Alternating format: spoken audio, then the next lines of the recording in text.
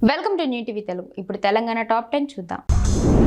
BJP నేత మాజీ MP Ashok Tanwar తిరిగి కాంగ్రెస్ లో చేరారు. లోక్సభ ఎన్నికల ముందు బీజేపీలో చేరిన ఆయన హర్యానా అసెంబ్లీ ఎన్నికల పోలింగ్ కు ఒకరోజు ముందు మహేంద్రగఢ్ లో రాహుల్ గాంధీ సమక్షంలో కాంగ్రెస్ పార్టీలో చేరారు. లోక్సభ ఎన్నికల్లో ముందు బీజేపీ చేరిన అశోక్ ను ఆ పార్టీ సిర్సా లోక్సభ స్థానం నుంచి బరిలోకి దించగా ఓటమి పాలయ్యారు.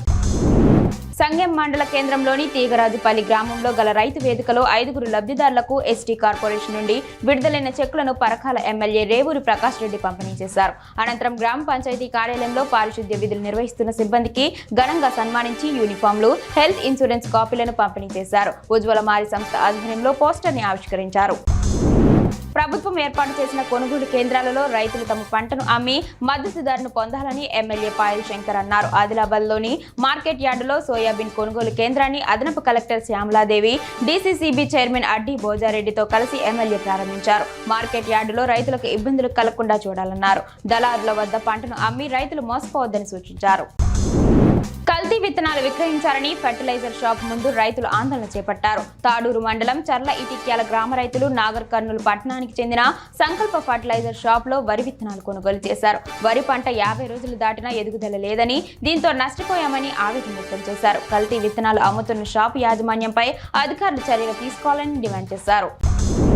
ప్రకృతి మహిళలను కాపాడుకుందామనే నినాదంతో ఈ ఏడాది బహుజన బతుకమ్మ నిర్వహిస్తున్నట్లు ప్రజా గాయని విమలక్క వెల్లడించారు. ఖమ్మం ఖనాపురంలో జరిగిన బతుకమ్మ సంబరాల్లో ఆమె పాల్గొన్నారు. పెద్ద సంఖ్యలో హాజరైన మహిళలతో కలిసి ఆడిపాడిన ఆమె మాట్లాడారు. హైదరాబాద్ లో చెరువులను కాపాడేందుకు హైడ్రా ఏర్పాటు చేశామని చెబుతున్న ప్రభుత్వం రాష్ట్ర వ్యాప్తంగా చెరువులు, అడవులను కాపాడుకునేందుకు ముందుకు రావాలని సూచించారు. తెలంగాణలో రుణమాఫీ ప్రయోజనం దక్కని రైతులు ప్రభుత్వంపై అసంతృప్తి వ్యక్తం చేస్తూ ఆందోళనలకు దిగుతున్నారు. తమకు ఎందుకు రుణమాఫీ కావడం లేదన్న ఆగ్రహంతో రైతులు నిరసన బాట పడుతున్నారు. జగిత్యాల జిల్లా కేంద్రంలో 2 లక్షల రూపాయల రుణమాఫీ కాలేదంటూ రైతులు రోడ్డుపై బైఠాయించారు. ప్రభుత్వానికి వ్యతిరేకంగా నినాదాలు చేశారు. ప్రభుత్వం స్పందించి ఎలాంటి షరతులు లేకుండా రైతులందరికీ పంట రుణాలు మాఫీ చేయాలని కోరుతున్నారు. జోగులాంబ గద్వాల జిల్లా పరిధి అలంపూర్ ఆలయంలో జోగులాంబ ఆలయ పాలక మండలి సభ్యుల ప్రమాణ స్వీకార కార్యక్రమం ఘనంగా నిర్వహించారు. ఈ కార్యక్రమంలో ముఖ్య అతిథిగా హాజరైన మాజీ ఎమ్మెల్యే, ఏఐసిసి కార్యదర్శి సంపత్ కుమార్ పాల్గొన్నారు. ఈ సందర్భంగా మాజీ ఎమ్మెల్యే ఆలయ పాలక మండలికి ఎలాంటి లోటుపాట్లు రాకుండా తగినటువంటి జాగ్రత్తలు తీసుకోవాలని సూచించారు. ములుగు మండలం జాకారం గ్రామంలోని ఊరు చెరువు వద్ద ఉచిత చేప పిల్లల పంపిణీ కార్యక్రమం చేపట్టారు. ఈ కార్యక్రమానికి ముఖ్య అతిథిగా హాజరై ఊరు చెరువులో చేప పిల్లలను మంత్రి సీతక్క, రాష్ట్ర మత్స్యశాఖ చైర్మన్ మెట్టు సాయికుమార్లు వదిలిపెట్టారు. మత్స్యకారుల సంక్షేమానికి ప్రభుత్వం పెద్దపీట వేస్తుందని మంత్రి సీతక్క తెలిపారు.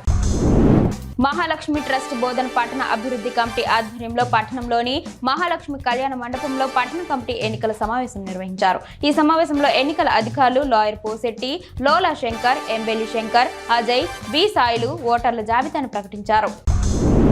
హైదరాబాద్ లో హైడ్రా బాధితులకు న్యాయం జరగాలని పోరాటం చేస్తున్న న్యాయవాది కలీంపై పోలీసులు ప్రవర్తించిన తీరును తీవ్రంగా ఖండిస్తున్నామని ఆదిలాబాద్ బార్ అసోసియేషన్ అధ్యక్షుడు నగేష్ అన్నారు. పోలీసుల తీరును ఖండిస్తూ స్థానిక జిల్లా కోర్టు ప్రాంగణం ఎదుట న్యాయవాదులు నిరసన తెలిపారు. ఇప్పటికైనా పోలీసులు తమ తీరును మార్చుకోవాలని హితవు పలికారు. ప్రభుత్వాలు న్యాయవాదుల రక్షణ చట్టాన్ని అమలు చేయాలని కోరారు.